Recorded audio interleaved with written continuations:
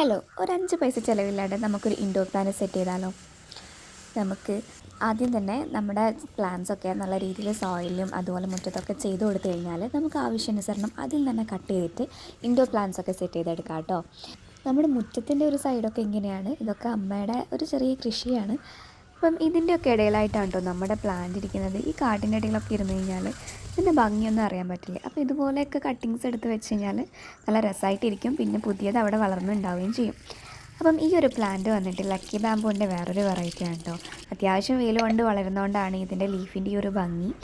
അത്യാവശ്യം വെയിലൊക്കെ ഇതിന് ടോളറേറ്റ് ചെയ്യാൻ പറ്റും. നല്ല ഭംഗിയുള്ളൊരു ലീവ്സാണ്. അപ്പോൾ ഞാൻ ചെറിയ രീതിയിൽ ജെല്ലീൻ്റെ ചെറിയ കല്ലുകൾ ഇട്ട് കൊടുത്തിട്ടുണ്ട്, ഒരു സപ്പോർട്ടിന് വേണ്ടിയിട്ട്, ആ ഷേപ്പ് മെയിൻറ്റെയിൻ ചെയ്യാൻ വേണ്ടിയിട്ടാണ് കേട്ടോ. നിങ്ങൾക്ക് വേണമെങ്കിൽ ലീക്ക ബോൾസ് ഇട്ട് കൊടുക്കാൻ നല്ല ഭംഗിയായിരിക്കും.